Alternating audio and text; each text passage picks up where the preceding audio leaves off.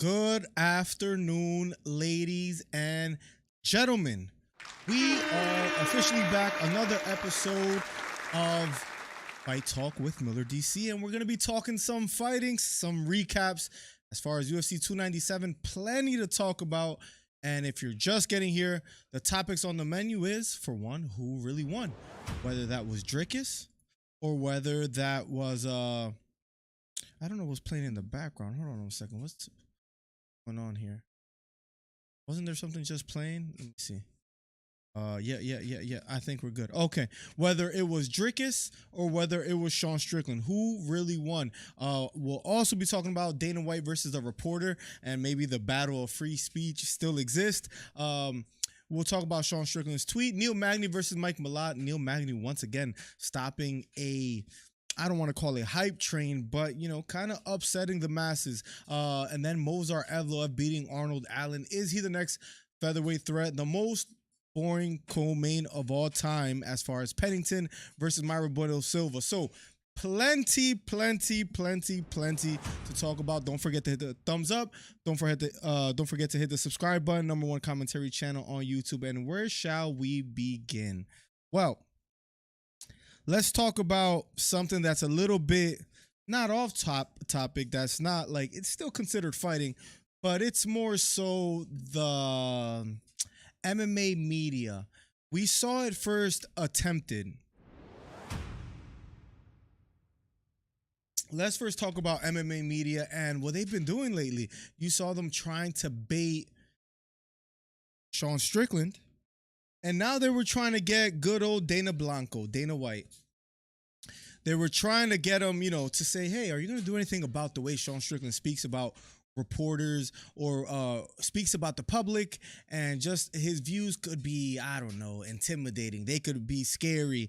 And are you going to do something about it? Do you pull him to the side? Do you say, hey, you know what? You got to tone it down a bit? Are those things that we see in the UFC or that we don't see that are happening behind the scenes? I wonder, right? Scory, welcome to the stream. Mike Dornan, Jesus, Eddie Rodriguez.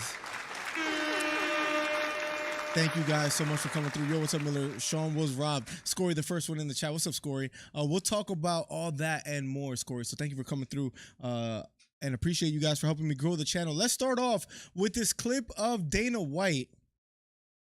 And he's being asked by a reporter, a somewhat baity question. Let's see what Dana White had to say. And maybe we could see what he had to say if I put the volume up. I think that'll help as well, too. Give me 1 second. Boom. This will help. Here we go. You obviously give a long leash to your fighters about, what they can say. That was already a mistake. You give him a long leash. Look at Dana's face. He's like, oh, God, here it comes. I'm sure he foresaw this happening at one point in the post-fight press conference. But nonetheless, the reporter, you gave your fighters a long leash. Kind of a dumb question already, right? Like, what kind of leash does Dana White put on his fighters? If you're talking about the apparel that they could wear, that's different. If you talk about, fighter pay, if that's a leash, if you want to even consider that, maybe. But as far as fighters saying whatever they want, I have yet to see Dana White try to put a quote-unquote leash on them. So we'll see what happens. Do you see what happened Sunday morning? Following you on YouTube, you say Sean walk into the octagon, and the next minute, the fight is already in the 4th round? It should have went normally. I don't think anybody else had a problem with the way it went. Maybe you forgot to refresh, or I'm not sure. Were you trying to watch it back and that's what happened? Because I haven't heard anything like that. Let me know, Martin, and thank you for always coming through. Here we go. The response of Dana White. When they are up there with the UFC microphone and you are getting into territory of homophobia, transphobia, like, is there... I don't give anybody a leash. Hey, well, there you go. I don't give anyone he's already bothered. Here we go. Well, I'm saying you... A leash? I'm like... Free speech. Control what people say. Gonna tell people what to believe. Gonna tell people... I don't fucking tell any other human being what to say. Good point that you brought up, Eddie Rodriguez. He writes, Canadian media being weirdos. Is it Canadian media, or you think this would have been asked in America, in any state? Maybe perhaps it would be asked in New York, but maybe not so much in Texas or something like that, right? Do you think it was a Canadian problem where they were so focused on that, or if it's just because Sean Strickland, or a little bit of both? I hope Izzy gets a belt back. We need Izzy to be champ again. We'll see who he fights next. We'll talk about potential matchups. Maybe we'll make a video, potential matchups in the middleweight division and how the UFC should go about it. So you kind of sparked that idea a second ago, but here we go. Say what to think, and there's no leashes on any of them. What is your question? I was asking that question. I'll move on, though. Yeah, probably a good idea. That's ridiculous to say I give somebody a leash. Free speech, brother. People can say whatever they want, and they can believe whatever they want. If about like, Jeez, I mean, the silence was deafening, I'm sure, in that room. I mean, listen, the environment that we're trying to create here is where you say, ironically enough, it's free speech, right? If Dana Blanco is right about something, I'm gonna praise him for it. If he's wrong about something, I might try to roast him a little bit. We'll say comments like oil him up, whatever, but I want to just speak my mind as far as on this channel, and I'm sure many of you guys want the same kind of channel as well too. With all that being said, Dana White, you could tell he's bothered by the question being asked by the reporter as far as him having a leash on the reporter or on his fighters.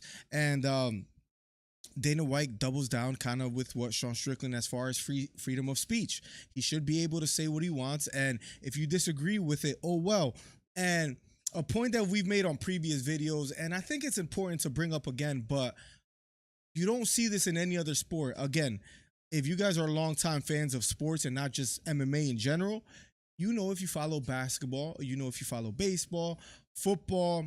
I'm not sure about hockey, but I'm sure there's repercussions for certain things you say over there as well too, and fines maybe. Perhaps I'm wrong. Maybe I have to double check on that one. But in any other sport, that being baseball, basketball, football, and all the popular sports, even golf, I'm sure. If you say something that the corporation, the organization that you're playing for doesn't like, whether it be the NBA, the NFL, MLB, there's going to be a fine. There's going to be repercussions. I'm sure they probably even pull you to the side, send you into the principal's office, and they tell you, hey, you know what? You got to chill out on that. Next fine will be bigger, or next time you'll be suspended. And the list goes on the repercussions or the consequences that we see from saying things that the company generally or genuinely doesn't like. Now, Dana White, it is refreshing. Dana Blanco, we got to give him credit. At least in the UFC, it appears you can say whatever you want. And is that just a little bit biased, or is that favorited, or is there favoritism because Sean Strickland has a following? I don't think so, because I think one of the best examples that we can bring up as far as no matter how famous or low on the totem pole as far as a fighter you are, you can apparently say what you want. And one of the examples that comes to mind is Manel Cape. You remember when he said the F word, and not the one that not the 4-letter word, but the 6-letter one, right? The one that Sean Strickland frequently uses. Manel said it in a post-fight interview, and there were no repercussions for him as well either. Now Sean Strickland, with everything he's saying about freedom of speech, about gender, about the LGBTQ community, the list goes on. Sean Strickland has just been firing off and saying whatever you want. Now, what did suck a bit as far as the Sean Strickland press conference was when the fan came up to the stage and kind of greeted Sean Strickland. It was funny. Dana White laughed, Sean Strickland laughed, and people were just hyping him up. And it was an interesting and a fun moment. But it did suck as far as I believe that's what ended the press conference short. So just imagine how much more Sean Strickland would have said, or the topics that he would have discussed if that didn't happen. And listen, conspiracy theory time real quick. Do you think the press conference would have been ended early even if that didn't happen? Do you think they were trying to, maybe not the UFC, but maybe the Canadian government and Canada in general, do you think they were trying to stop the press conference early because of things that Sean Strickland was saying already? Because I do have a soft spot, a weak spot for conspiracy theories, and maybe they were going to end that press conference early regardless. I don't know. Maybe you guys could tell me in the comments. Jesus says, if free speech gets out of hand, does ESPN think about resigning with the UFC? Good question. That's a great question that maybe we could focus on a bit, Jesus. To that, I will say, yes, unfortunately, they might consider re-signing, but I do think the UFC has made it to as far as their just their success with global marketing and appearance. I do think that the ESPN loses if they choose to let the UFC go, because if the UFC at this point wants to do their own pay-per-view format and get it out to almost any country, I do think they have the muscle, the power, the money in order to be able to do so. So I do think it's a pretty complicated question if free speech gets out of hand, so to speak, if you could even say that. Perhaps the ESPN doesn't resign with the UFC. What if like another question I could ask you as well too? What if the UFC should just look elsewhere anyways? Should they try to get along with other competitors? I know Showtime is out the picture, but what about if it was someone like Fox that does their pay-per-views, or I'm sure ABC or CNBC and those companies might not. But it is an interesting topic as far as what can be done if the ESPN chooses to not re-sign with the UFC. And I think it'll hurt them more than it'll hurt the UFC, in my opinion. You let me know what you think about that. Eddie Rodriguez says, you don't need to cut promos in other sports. That's true. This kind of stuff sells fights. Since the beginning of time, right? Fight sports, and maybe you could even say racial conversations, and in boxing especially, like you've always seen things like that, right? Where these kind of promo cutting would happen all the time. This kind of stuff sells fights. Tool says, if the UFC ever stops being how they are, I'll stop watching, just like other sports. Listen, I commend you for that. I think people sometimes need to take they sometimes need to take a stand. The people in general, right? We the people, so to speak. I think it is part of the selling point of the UFC that fighters could say what they want, say how they feel, and just be a different, I don't know, a different public figure. I do think that's a good point, and us as fans, we should demand what we want. Tuto says, conspiracy theories like the Chinese government having police departments in Canada. Do they actually? I don't know much about that. They probably had security protecting the officers from Strickland whenever they would try to arrest them. Listen, you never know what goes on behind the scenes and how much power.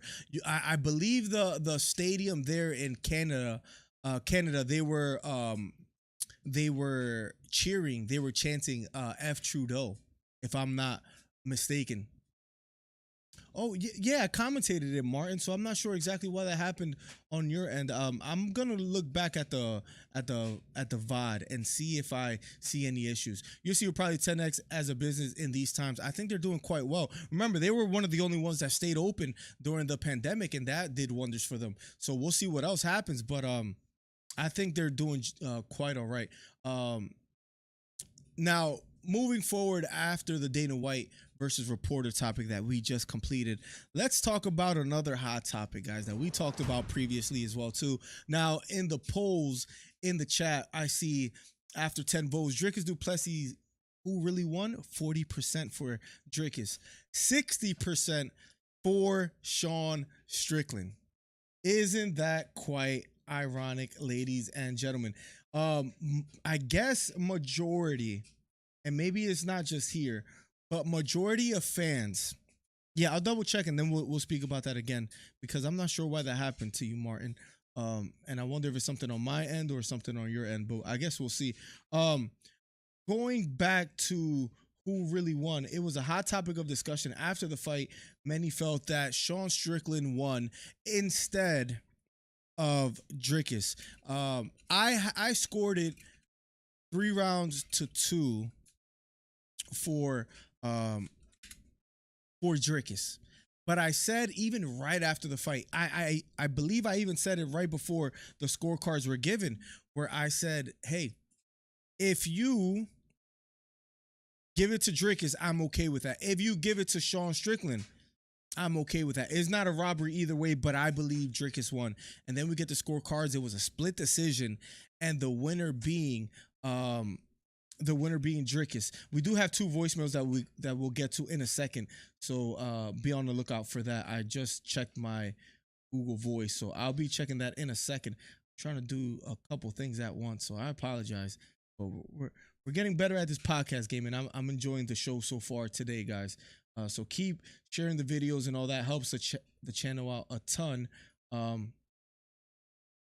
Going back to, we'll play the voicemail after this topic, but who really won?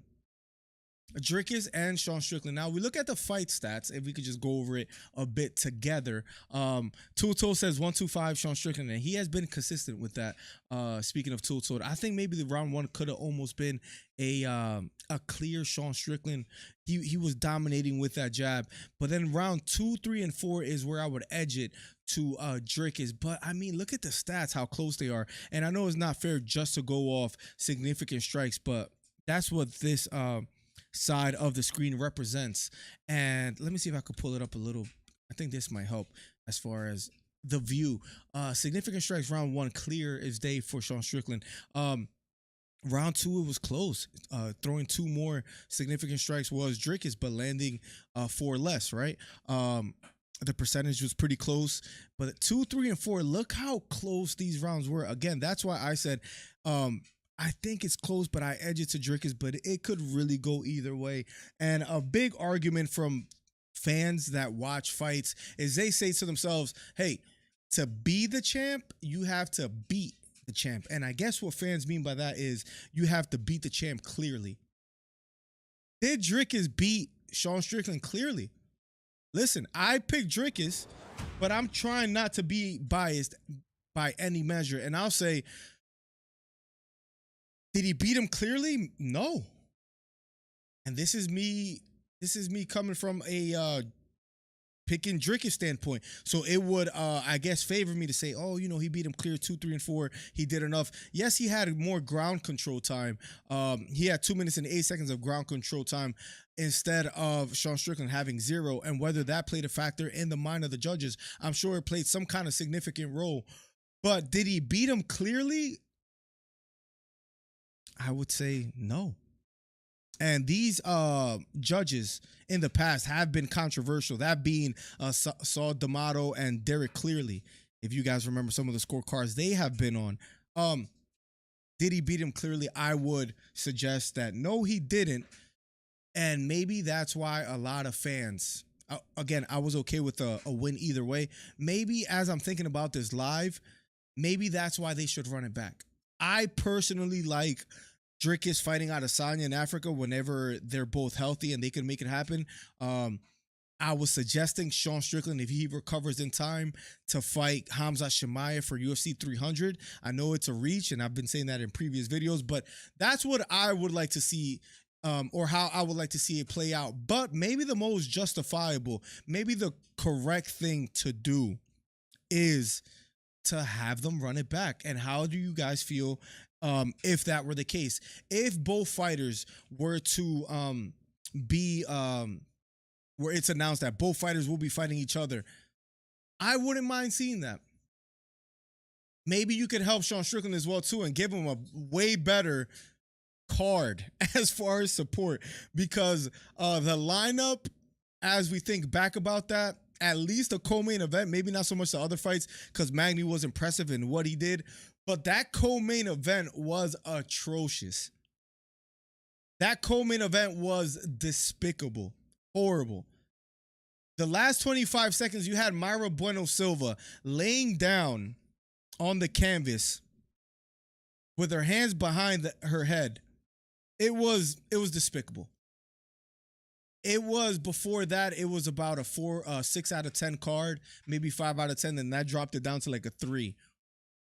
Horrible, horrible co-main. And if you're trying to sell tickets, please, UFC, never make Raquel Pennington a co-main event fight ever again in your sports life. It was absolutely horrendous. It sounds like I'm being a hater of, I don't know, women's MMA. No. Like, you could say Grasso versus Shevchenko, or Grasso, imagine Grasso versus like a Jean Weili or something like that.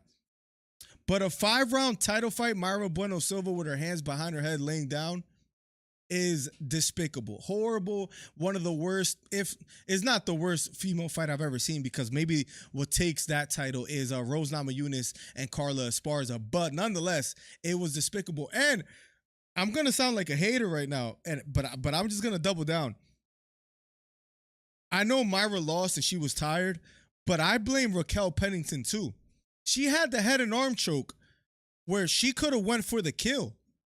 And she kind of like just chooses not to. You see Dana White talking about it in the post-fight press conference. He's like, it's amazing how much she doesn't listen to her corner. If she simply chose to strike and stayed away from the clinch, even though she kept putting Myra against the cage, if she chose to strike, she would have potentially finished Myra Bueno Silva. She had like 3 or 4 opportunities to do so.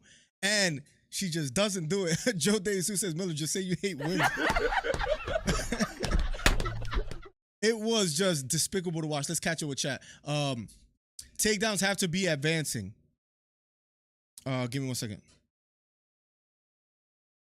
Give me 1 second.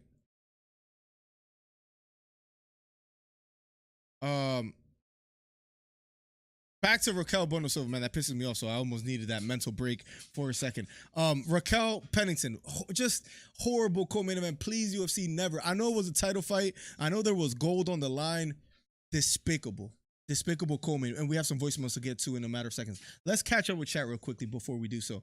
When does the UFC upload fights free on YouTube? It's pretty random, and they usually upload them as far as separately. Now, when it came to Sean Strickland, they uploaded that second round. I mean, Sean O'Malley, they updated that second round in like hours after. With Sean Strickland, I don't know if they're going to do the same, Sean Strickland and Du Plessis, but I'm assuming mid to late in the week they might do that. Well, honestly, I don't like the Prime Minister of Canada, says Chris Faith. Eddie Rodriguez says, Sean said that headbutt messed him up the whole fight. I got to watch it because I wasn't able to rewatch the video, but he did say that. And his tweet we'll get to in a second on what he said about the fight.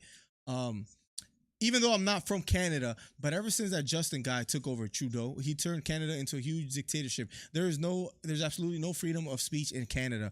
You saw Strickland doubling down. You saw Dana White doubling down. It was cool to see them kind of speak their mind.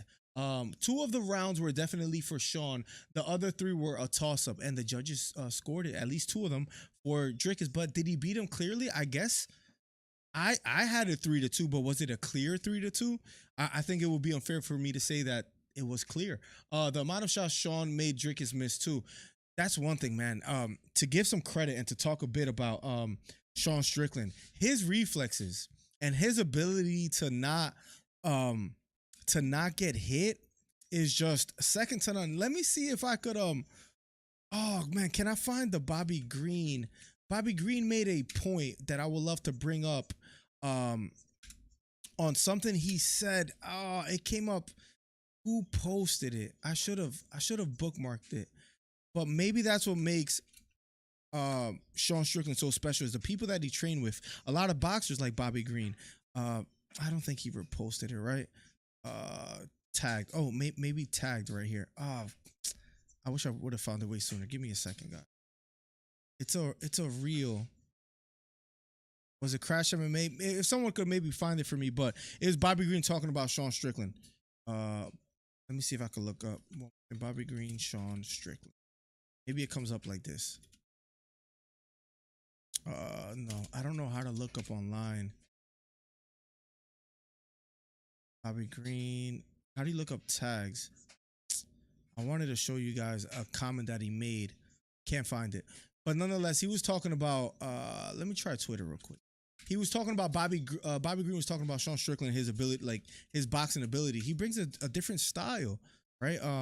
He brings a different style to, like, what other UFC fighter goes into the octagon in a Philly shell? You know what I mean? Like, it's just quite incredible how Sean Strickland, going back to what you said, how good he is. I think I found it. How good he is at evading punches and boxing. That was extremely. And some Beebs, the Islam. Not this one. Not that one. Let me see if it's this one. Some of the guys like the. No, I'm doing a horrible job at finding it. Nonetheless, we'll talk about this some more later. But yes, Bobby Green was speaking highly of Sean Strickland, and his style is hard to beat. And his win versus, I think, that performance this past Saturday makes me realize it wasn't a fluke win. He's that hard to hit. He's that frustrating. Like, imagine trying to game plan for Sean Strickland where he's just sticking out a jab, doesn't stop throwing it, and makes you miss the whole night for the most part. takedowns have to be advancing significant time and ground and pound. And you could argue that Dricus didn't have that. I mean, were there any ground strikes that he landed that were significant? Sean Strickland was great at whenever he did get taken down, springing back up to his feet. I don't blame Joe De Jesus says, why would you not give him the draw? Makes no sense. It's so close to call it a draw and run it back. Listen, the more I think about it live with you guys, the more I'm in support of it being a rematch. Because again, I would love to see Dricus and Adesanya. I think it'll sell well. I think it'll be smart for the UFC as far as a business move. I think Sean Strickland versus Chimaev will be a genius move to make. But when it comes to what should be done and maybe deserved, and Sean Strickland winning the title and just losing it in a close split decision, it's almost a no-brainer to also run that back as well too. I'm going to start an organization called Sean's Life Matters, says Tool. Miller just said you hate women versus Tavares was fight of the night, says Mike Dornan. Crazy fight. Bobby Green said he used to piece up Strickland when training. Yeah, I couldn't find the clip of the Instagram post. Bobby said Sean Strickland fights. Yes, I saw that as well too, which was funny. Let's get to some voicemails. First voicemail of the afternoon. Let's play it real quick. 267-545-8096. If you want to share your thoughts on the fight, Sean Strickland versus Dricus, and who really won. Hello, DC, what's up? This is the Real People's Champ, Chris Faith, calling about, before I explain. I love that Chris Faith has a moniker now that is titled the People's Champ. The aftermath of UFC 297. I know everyone is still talking about the upcoming fight for UFC 300, Max Holloway versus Justin Gaethje. Well, I'm not going to lie. It's a good fight, but I consider that that's something we got to talk about as well, too. Max Holloway's biggest mistake, because I'm going to be honest with you and everybody who is listening right now. That fight happened. I'm not doubting Justin Gaethje, and I'm not going against him. I'm rooting for him. And as long as I support and completely respect Max Holloway, that's a big mistake for Max Holloway. He should just wait in line to fight the winner of Volkanovski versus Taporia, not Justin Gaethje. Now back to the aftermath. Well, let me say this. Congratulations to Neil Magny extending the record for 20. Yeah, we haven't talked about Magny versus Malott. Crazy outcome, man. I couldn't believe my eyes. We'll talk about that right after this voicemail, and then we'll get to the next voicemail. 267-545-8096 if you want to share your thoughts on UFC 297. Consecutive wins out of St. Pierre, who was 19 previously. But no one is going to surpass Neil Magny's record. No welterweight. Not even that dumb Covington. All right, on to the next one. Yeah, I'll make sure I play the next voicemail in a second. I saw your link, so I'll make sure I play that as well, too, in a second as well, too. I have it open. I'm going to pause it. Let's quickly talk about, before we get to the next voicemail and next topics, let's talk about Neil Magny versus Mike Malott. Man, Canada went 0-7. Canada went 0-7 as far as Canadian fighters at UFC 297 in Canada. Damn, like that's, talk about like the opposite of home field advantage. It was tough to see the way that fight played out. I give credit. I'm happy for Neil Magny, the way his name was being dragged in the mud by Ian Gary. We also could talk about Ian Gary as well too. We just came out with a video speaking of him. But the way his name was dragged in the mud, he was being called a bad father, and Ian Gary was just being annoying about it. Ironically enough, Ian Gary is probably the most hated fighter in the UFC, and people were in support of Neil Magny. But as far as the fight was going, the first two rounds, Malott was whooping Neil Magny. Malott was just dominating the whole fight. And I think the way the public perceived that fight was, okay, this is a good way to test Malott. Malott is going to beat Neil Magny, and this is a way to build up his name. Well, Neil Magny shut the door on that idea, just like he has done plenty of times before, being an underdog and getting a win. I mean, him and probably like Alex Caceres are some of the guys that probably just get the most upset wins. And in the first two rounds, I was thinking Malott was going to get a stoppage. That's how good Malott looked. I mean, I thought he was eventually going to get a stoppage. He was getting the leg kicks that were just hurting Neil Magny. Neil Magny wasn't really defending them. It was reminiscent of Neil Magny versus Ian Gary, where Ian Gary had that leg compromised. I was surprised that Neil Magny wasn't finished by Ian Gary. Now, it almost seemed like history was repeating itself, and Malat was getting leg kicks. Malat has good submissions, good takedowns. I thought this is a great way for Malat to make a name for himself. Ian Gary wasn't able to finish Neil Magny. If Malat gets it done, that'll be impressive. And after 2 rounds, it looked like it was either going to be a clear unanimous decision or a submission or knockout win for Malat. Then comes round number 3. Round number 3, Magny, Mike Malat. And what I saw was just a huge mistake. Anybody could make it, but massive mistake. And the mistake was, if my memory serves me correctly, the huge mistake was going for that guillotine. As simplistic as it sounds, if Mike Malat never went for that guillotine, I would argue he would have won. The biggest mistake was going for that guillotine. If he simply defended the takedown by Neil Magny, which I don't think Magny would have got it if Malat chose to defend instead of go for a guillotine, I think Malat would have been okay. I think he would have cruised to a decision. But listen, some of the biggest mistakes you make is when you're tired, right? And that almost goes not only with fighting, but almost in any aspect in life. I think he was getting a little bit winded. I think it was showing a bit. And I believe the commentators were speaking a bit about it. But Neil Magny goes for a takedown. Malat goes for a guillotine. He gets taken down. And for him to be a black belt, again, I think it was fatigue because the ground and pound defense, the ability for him to get back up to his feet was, nothing short of abysmal, in my opinion. Again, that had to do with him being fatigued, in my opinion. But there was no closed guard or kind of trying to get some kind of sweep from the bottom. It was him basically covering up, Neil Magny landing some hammer fists. But when this was happening right here, I was thinking to myself, what the picture's showing, I was thinking, he has 27 seconds to survive. There's no way Magny gets it done. All he has to do is survive. He wins 2 rounds to 1, unanimous decision. Neil Magny starts landing a right hook, a left hook. I'm like, oh, listen, 27 seconds. But then Malat was not responding. The referee was looking close. They gave him plenty of time, ample time. Malat was basically unconscious. He was on the canvas for quite some time.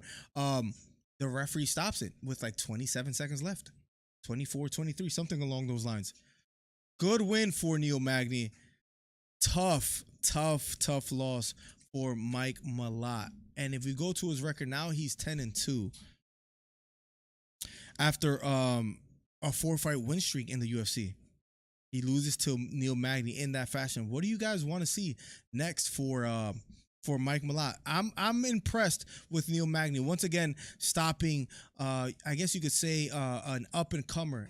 After losing to Ian Gary, he beats Mike Malat. He beat Phil Rowe. He's known for being like just this guy to like just stop fighters that are making a name for himself. He beat Daniel Rodriguez. He lost to Shavkat Rakhmonov, but Rakhmonov is a different animal. What would you guys like to see next for Neil Magny? Let me see. If anyone that wants to go to a UFC event, please do not go to the one in Canada. Please don't go. I'm here. What's up, Hollywood Heath? Welcome to the stream. Talk about the headbutt. Let's talk about that next. We have video evidence, I believe. This is my first time watching it as well, too, of Sean Strickland and Dricus, and potentially a headbutt that really messed up Sean Strickland. So remember the back cut on the eye of Strickland? Supposedly it might have been due to a headbutt and not necessarily strikes or anything incredible that Dricus did. Let's see. Before I do that, let me quickly catch up. Neil Magny proved that we can take Ken by lunch, says Tool. Am I crazy for thinking Malat looks like a lightweight? He looks pretty small, right? So I agree with you. He looked a little bit small, and man, he was doing quite well until the finish, man. It's crazy. We'll see what happens next for him. And he's 32 years old, so people are already talking about this is the end for him. I mean, we'll see. But I believe I know I get distracted pretty easily, but let me quickly look up Mike Malat. So is this the beginning of the end? Mike Malat is 32, 1991, November 7th. He is 32 years old. Let's go back and talk about this headbutt a bit and see whether this played a factor as well, too. The headbutt he is referring to can be seen here coming after the headbutt he is referring to can be seen here coming after the single leg attempt. He clearly started bleeding near his eye immediately. I'm not saying that's intentional, but that almost reminds me of what was this guy, Victor. What was the guy that fought Mayweather when he gave him a headbutt? Oh my God, names are failing me. But the one boxer he is referring to can be seen here coming after the single leg attempt. He clearly started bleeding near his eye immediately. Was this a difference maker? What do you think? The headbutt and he is referring to can be seen here coming after the single. And it doesn't appear he has that cut. Single leg attempt. He clearly started bleeding near his eye immediately. Was this a difference maker? What do you think? The headbutt he is. What round was that? To be fair about this as well too, because that was pretty early. Wasn't that like round 3? Ortiz, yes. I could not remember his name. Victor Ortiz, yes, I couldn't remember his name. The southpaw fighter that Floyd smacked up after the headbutt. It kind of reminded me of that, like having him against the ropes or the cage, and then that headbutt where he kind of like jumps towards him. But what round was this? I think this was round 3. It was bad, but there shouldn't have been points taken off. My initial thoughts are it was a bad headbutt, but there shouldn't have been no points taken off. It wasn't intentional. Maybe Sean Strickland should have like looked at the judge, and maybe they should have said something about it as far as where that blood came from and whether that swayed the mind of the judges. Because remember again as well too, the judges see blood, they think it's effective striking by Dricus, but no, it comes from a headbutt. And if you look at the faces of both fighters after the fight. I mean, this is a little bit cheap. If you look at the face of both fighters, if you go just by that, Dricus was pieced up. His face was rough. So was Sean Strickland, but that was more due to a headbutt, I think we could say. Now Dricus, on the other hand, let me see if I could pull up a picture of Dricus post fight. Dricus' face it looked like he got. Look at this. This is what I would do to anyone in the chat right now. I mean, if we were to square up, his face was messed up. That's pretty bad. So by tail of the face instead of tail of the tape, it looked like he lost. And that's cheap because, listen, Nate Diaz looked like he lost every fight he was in if you go just by appearances. I think we got another voicemail we'll get to in a second as well, too. And I have a take also that Sean's coaches let him down. Why so? I thought Sean was doing a pretty decent job. Maybe they should have told him that he should press on the gas a bit more. If they didn't, if I want, and headbutt him says two toes.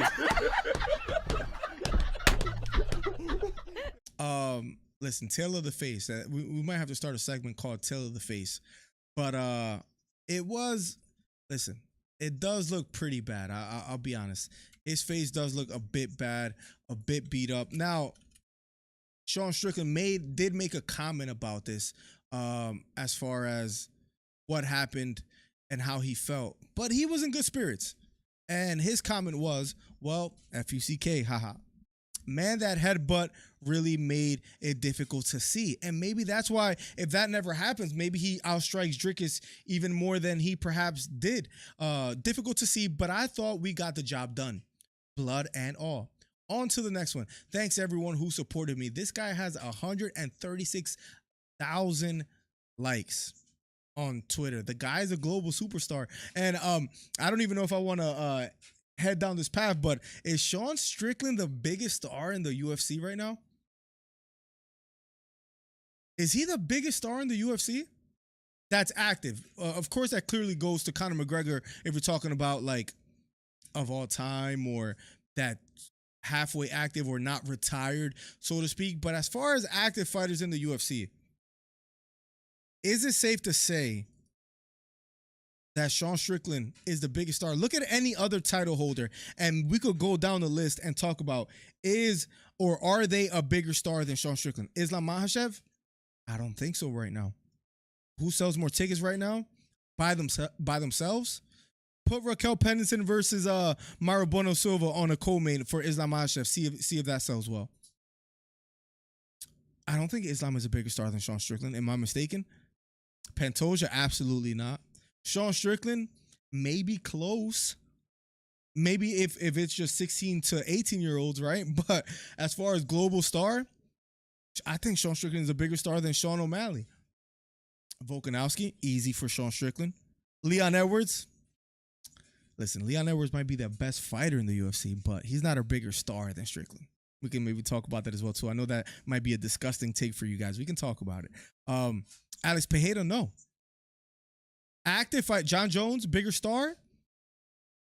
When it's all said and done, yes, absolutely. But a bigger draw in 2024? Can you say John Jones is a bigger draw than Sean Strickland in 2024? I don't know. This might seem like a little bit of a reach, but I don't think I'm reaching. Who's a bigger star than Sean Strickland right now? And although he lost, I don't think his stock went down at all. If anything, his stock went up. People want to see what he does next. You do a rematch versus Dricus, people will buy it. You do a rematch with Adesanya, people will buy it. You do a fight against Hamza Chimaev, massive fight. Not only massive fight, perhaps co-main for like a UFC 300. I think that's how big of a fight that is if they could schedule it in time. So Sean Strickland, although losing, maybe he lost a battle, perhaps he won the war. Sean's coach, it looks like the Martin meme, Martin Punch meme. He looks exactly like that. Let me see if I can bring it up. This guy right here. He does look like that a bit. Absolutely. Absolutely. There's not too much difference between the two. But going back to what we were talking about, is Sean Strickland the biggest star in the UFC as we speak? Sean's coaches should have had more urgency with him. That's a good point. Although you won it, you can't be too confident, right? You can't leave it up to the judges, even if you're the champion, even if you just got the title. Dricus said he became a star even with an L. And yes, currently he's the biggest star. Is he? It ain't Sean O'Malley, says he thought that's for sure. Yes, his stock is still up because he didn't get knocked out, because it was so debatable too. That does wonders for him. That does wonders for him, for Sean Strickland, to make it as debatable and as close as it was. Strickland is on a different level than other stars, says Tool Toad. Strickland is the only superstar in the company. Ooh. Sean Strickland, the only superstar in the company right now. Again, going back to the names, to the champions, to the rankings. Is he the only superstar? I think whatever he does next goes crazy. I think whatever he does next, I mean, he is potentially one of, if not the biggest draw the UFC has. Alex Pereira is still a big draw, depending. And again, style make fights, and not only styles, but matchups. But this guy had to headline a pay-per-view card with Raquel Pennington and Maribona Silva as the co-main. I mean, if that doesn't tell you he's a big draw, I don't know what does. It's like Mayorga, win or lose, we just love the madness. Like Ricardo Mayorga, great point. He's a real one. People like him. He says what he wants. He wears his emotions on his sleeve. And it's hard not to root for someone that carries their career in that fashion. He has a podcast now. He has plenty of sponsors. He's probably the biggest star in the UFC. We do have another voicemail. Let's get right to it. Ian can be of help if he keeps winning. That's another one. That's another fight that could potentially be made in the future. Ian Gary versus Sean Strickland. I made a video about that recently. You guys could go check out. Let's get to the next voicemail. Now, we'll continue the aftermath of UFC 297. Let me just say this. Well, before I talk about the main event, let me talk about the co-main event. Let me just say... That is my 1987 dryer. I apologize. Congrats to Raquel Pennington. I know no one would like to fight, but I understand this. I understand she won. Honestly, I honestly kind of wanted her to win because I didn't want that other chick to win. And I'm like, nah, because even though she beat Holly Holmes a few months ago, but that does not explain the steroid thing, you know. And so Sean Strickland versus Du Plessis, I'm not going to lie, I did saw that fight. Anyone could agree or disagree. I'm going to say Sean Strickland did win that fight, but I think the reason why the rigged judges won because those rigged judges are supporters of the stupid LGBT and stuff. Well, let me keep my voice down because there's some people around me for that. Yeah, about the, I think that's the reason why he lost. But, for that, Dricus Du Plessis versus Israel Adesanya is next. Not Khamzat Chimaev. Fuck Khamzat Chimaev. And with a big closing remark, Chris Faith, thank you for the call, Chris Faith, and always coming through. Was Sean Strickland's political views or the things that he says, was that part of the reason why he didn't get the nod? He didn't get the win, guys? You guys can call in 267-545-8096. People want to see him lose, says Hollywood Hito. True. People will buy that as well, too. Scory says, do you think DDP is a big draw? I don't think so. I don't think casual UFC fans know who he is. Good point. Let's talk about it. Dricus, for sure, is not a bigger star than Strickland, but I guess what names would you match him up with? Because he's a likable character. I think he has done well for himself. The way he handled the Adesanya situation when Adesanya was spamming the N-word in the octagon, and the beef that he had a little bit with Usman, and just the things that people were saying about him, I think he handled everything well. I think he was slowly becoming one of, as far as the diehard fans, I do believe Dricus is starting to become a fan favorite, so to speak. I do think fans genuinely like him, and but the problem with that is that doesn't mean it sells tickets. He's liked by the I guess you could say the casuals or the diehard fans, but is he a draw? Is he a big draw? I guess it matters who you match him up with. You match him up with someone like Alex Pereira, massive fight. And imagine if he beats Pereira. I don't know if I would pick him, but if he does, then that just makes him even a bigger draw. But right now, he's not the biggest draw in my honest opinion. But he's headed the right direction. Remember, it's pretty early that he has since he has surfaced, since he has been in the eyes or in the limelight of fans. So I think he's headed the right direction. But right now, a big draw, I would say no. I think that's fair to say. Tool says Izzy, O'Malley, Volk, Edwards. Izzy, O'Malley, Volk, Edwards. Jones, nobody is known outside of our MMA circle like Strickland. He's getting on McGregor levels of being known. Yeah. I mean, McGregor is I'm not going to say it's a reach. Of course, he's not there yet, but nobody's even close. He might be the closest to that, Tool. So, yeah, Strickland has surprisingly become one of the biggest names in the UFC, if not the biggest. He's that popular. He's that popular as we speak. Eddie says, "LOL, I'm crying right now." I guess him calling Hamzat was a little bit funny. I guess that's what you guys are laughing at, which it was.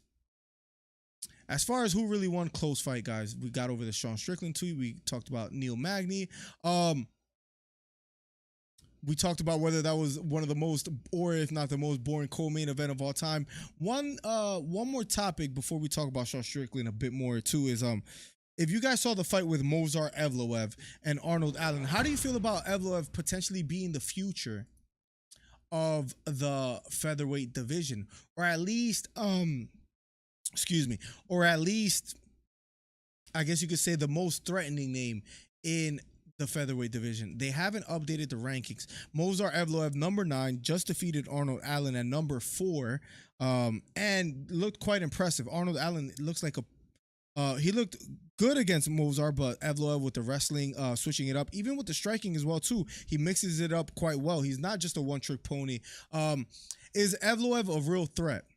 I guess we can say who's not a real threat anymore is Bryce Mitchell. I know Trey or Shrek Mountain, as some people will call him, is crying somewhere in the corner of his room because Bryce Mitchell just woke up. But as far as Evloev, if we start matching him up against other fighters, I guess he probably going to be ranked number 4 or number 5.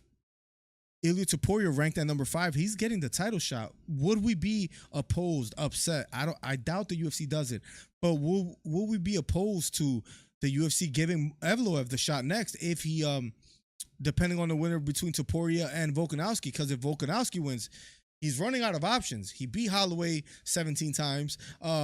Beat Rodriguez, beat Ortega. I don't even know how Ortega's still at number 3.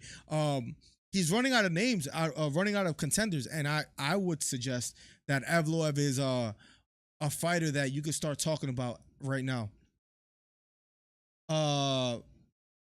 Tool says Dricus has a Dagestani-like following from his home country. They don't like DDP criticism, says Tool Toad. I mean, yeah, Dagestani fans, the way they defend their fighters is insane. They take it a bit too far. They start sending you letters that they're going to kill you and your whole family if you say, you know, Islam sucks or something like that. If you say Makhachev is not the best.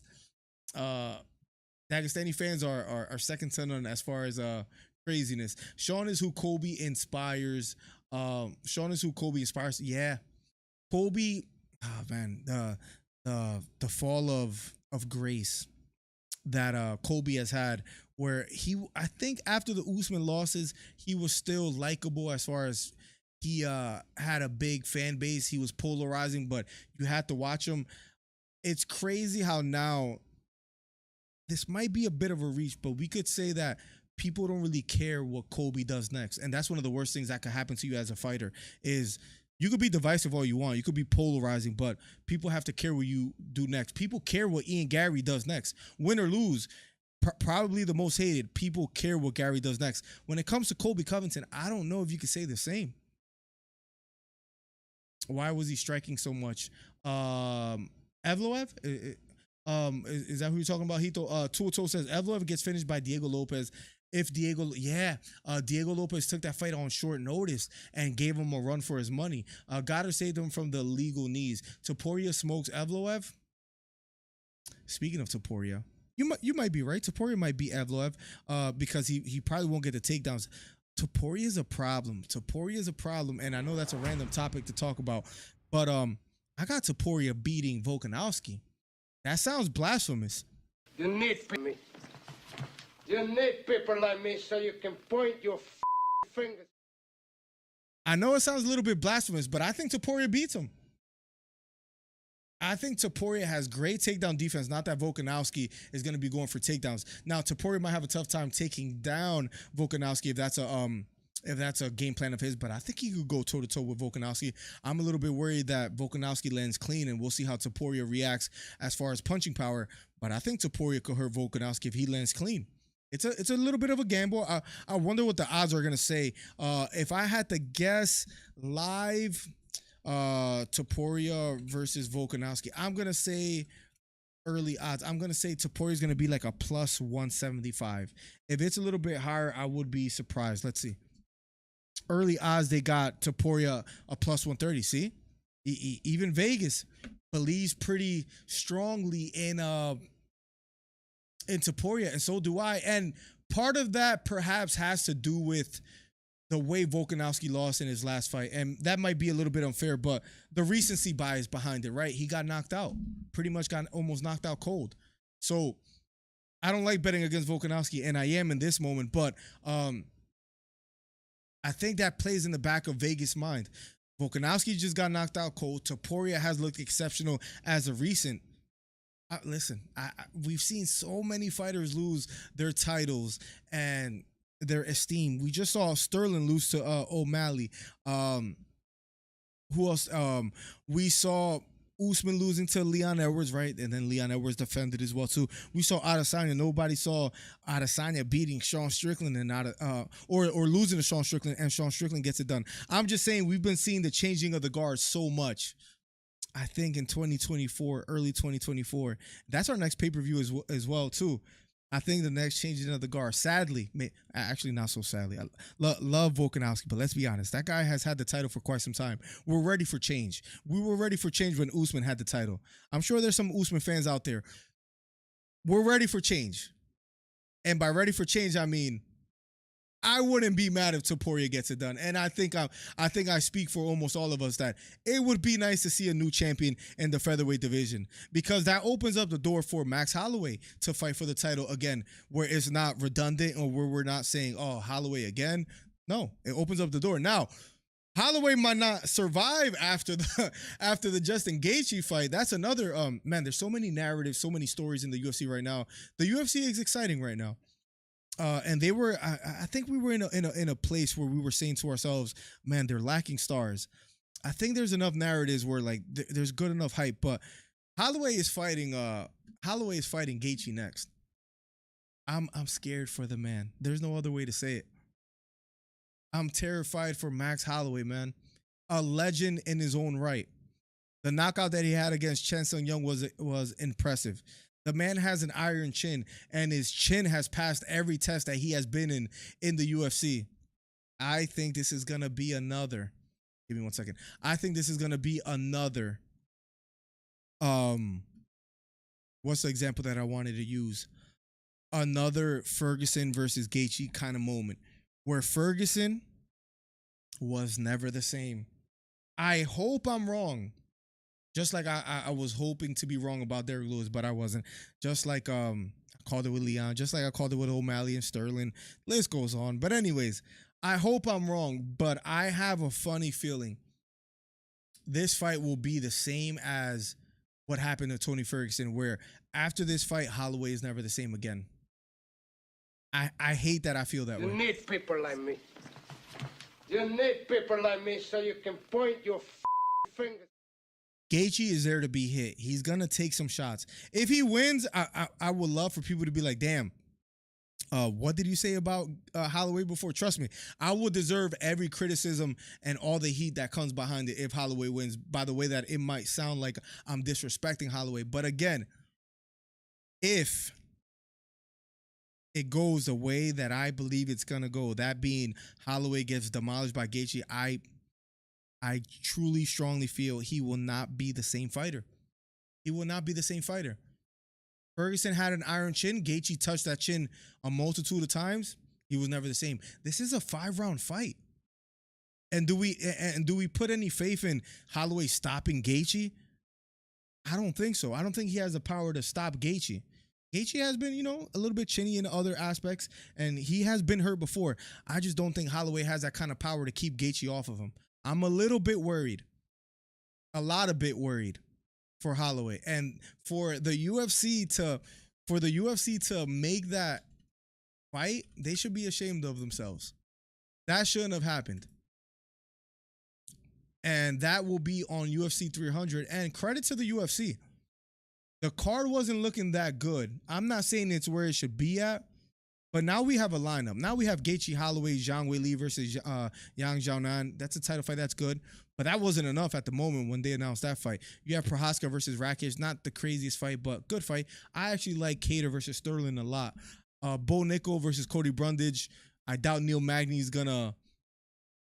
I doubt Cody Brundage is gonna Neil Magny Bo Nickel, right, and get an upset win. I think Bo Nickel's the future. That's a topic for another day. Oliveira versus Arman Saryukin. That's a banger. Overall, the card is incredible. Overall, the card is a treat. One to watch. I'm not mad at it at all. Yeah, Holloway is toast, says Eddie Rodriguez. Let me actually scroll up back and catch up with chat. What's Toporia's best win? Can you say Mitchell? He also beat Ryan Hall, but I'm not going to say that's his best win. Or was it his last? Let's see. What's his best win? The Josh Emmett fight was good, but granted, Emmett only spams that right hook. That's where I could be reaching, because that could be a good argument. His best win is nowhere near. None of those guys are near the level of fighter that Volkanovski is. I'm just saying, because of the way Volkanovski lost, I'm a little bit worried in how he returns. But his best win, I guess you could maybe say, is Bryce Mitchell or Josh Emmett. Maybe Josh Emmett. Tough to say. I'm a little bit worried for Volkanovski, I'll admit. I will be 2-0 against you, Volk will win. Stop it. Chris Faves take that it's a mistake for Holloway to fight Justin. I disagree. That's why we love Max Holloway. I disagree vehemently with you, Joe. I think he's gonna get cooked, bro. I'm a little bit worried for him. To me, is that sub on Mitchell because of how Mitchell grapples. Yeah, to sub the guy that's known for grappling was pretty impressive. You might have to go with that, because all he had to do with Josh Emmett was evade that right hook, something that Mitchell wasn't able to do. Justin goes on to KO Max and then Islam, and Justin becomes champ. That's a hot take. Remember that one. Screenshot that one for yourself, because if you're right, Scory, that is one of the best predictions of all time. So screenshot that for yourself and save it in your favorites. It's going to be a banger. Joe DeSouza, listen, I respect your comment. I'm not against it, but hear me out. I like Max Holloway. I have no hatred against that guy, but I'm for Justin Gaethje. I agree. think he's gonna get the job done. Is UFC done adding fights to UFC 300? No, it's not. We're supposed to get news early this week, according to Dana White in the post-fight conference of UFC 297. I can't pick Max over Justin, but I'm saying that Max versus Justin are the type of fights that we love. Oh no, it's gonna be a banger, gonna be entertaining, and even potentially be fight of the night. If I had to gamble what would be fight of the night of what we have so far, I'm picking that fight. And I don't know if Max cares about the title too much. It seems he fights for the love, the money, the fans. Oh, he's a legend when it's all said and done. Hall of Famer. No, they give an announcement tomorrow. Score. There you go. Well, is Max Holloway does going to hate about it? I'm not gonna like it. Right. Roosevelt, welcome to the stream, man. Been a minute. I hope you're doing good. He says, what's going on, homie? I think the only champion to still have their belt by the end of 2024 is Volk. Hot take. There you go. Also, these fighters need to start doing the podcast rounds to gain popularity. I agree with you because we were just having a conversation, a pretty lengthy conversation about the stars that the UFC has right now, and there's some names that aren't quite just there yet. Where's Max Holloway? There it is. So I could go back to the drawing board. As far as all the titles, the only one that keeps it, I disagree with you, man. I don't think Volkan out. If he gets past Taporia, then perhaps he holds on to his title. But is that the only name you said? I think the only champion. So Sean O'Malley, you have him not keeping the title. So you think he beats Chito Vera, and then what if they line him up with Corey Sandhagen? Or I could see him losing. Yes. You don't think Makhachev keeps the title? I think that's the easiest. Maybe I think that's the easiest name to go with. That if I had to bet who keeps the title, I think you go Makhachev. I argue Leon Edwards keeps the title. I'm just throwing that out there. I argue Leon Edwards is gonna hold on and keep that belt warm. You have Bilal beating him because I don't. Shavkat Rakhmonov is a bit dangerous, but I don't know if he fights him before 2024 ends. And maybe it's unfair, but Leon fights like once or twice a year, so that gives his odds of keeping the title even more. Where Volkanovski is so active, I don't think he keeps it, bro. If fighters tell the story on popular podcasts, they become relatable. People get attached and support relatability. Absolutely. I agree with you. They need to be. That's something that frustrates me with Leon Edwards is that just as far as outside the octagon, he gives you nothing to work with as far as like keeping up to date with him and being a fan, right? But he is one of my favorite fighters nonetheless. Jai Herbert went to short notice up a weight class as tool. There you go. Yeah, Volk is a big jump in competition. It is. It definitely is for Topuria. Y'all forgetting about Charles. Charles is coming back with a vengeance. I don't think he beats Islam even if he gets that rematch. He might not even get past Saryukian. It's a tough fight for him. Charles needs the rematch versus Islam. Speaking of Charles Oliveira and Islam, I can't help but think about Benio and the loss that he took, man. That was tough to watch. Not rest in peace, Jesus Christ, but prayers for Benio that he has some type of comeback because that's 2 tough losses in a row for Benio Dariush. Guys, we've talked about plenty today. We've been live over an hour with some of the best viewership that we've gotten in like quite some time as far as a morning podcast. So thank you guys. Maybe 12:45 is the way to go as far as the time that we do podcasts. We got all the way up to 19 viewers, 17, and for the pay-per-view 297, we got up to 80 viewers. I think it was like 85 at one point. The channel is growing. The videos, the amount of work that we're putting in, I'm excited, man. I truly am excited for the direction this channel is going. So thank you guys. I would ask you guys quickly to go check out the newest video. Leave a comment on there, whether it's an emoji or whatever. It just helps it helps the analytics. And one more thing, because look at the amount of work that we've been putting in and the views along with it. I forgot I was showing my screen the whole time, but the views 1,600, 1,200. I have a 2,700 viewed video, and we've been putting out videos every day. I should bring up the Google Sheets, man. That would have been way easier. I think quickly, guys, before we get out of here, I know this is kind of not what you signed up for as far as before we get out of here, but for those that care about things of this nature, I think Hito sent it to me. I need to like bookmark it. It's horrible that I haven't. Where the heck is oh, I didn't send it. Where the heck is the Google Sheets? I think I closed it. I think it's right here. I think I found it. Be patient with me, ladies and gentlemen, please, if you guys don't mind. Last thing that we'll bring up real quickly. We look at the trends. We're not even done we're not even done January, and the video count, we already have more videos in January than in December. So I'm pretty sure I could get to like 20 before the month ends. The subs have been going up, as you see. We got to 8,300 finally. The topic count, the views trends is going up, and once the number updates, they're gonna even look more impressive. The video stats average that we have and the numbers that we've been getting, if you quickly want to look through these guys and freeze at any moment. December time averages, and then we go to January time average, we have a 19-minute video, and that's our most viewed video. January time total, these are all the totals. We've been doing quite well. So thank you guys.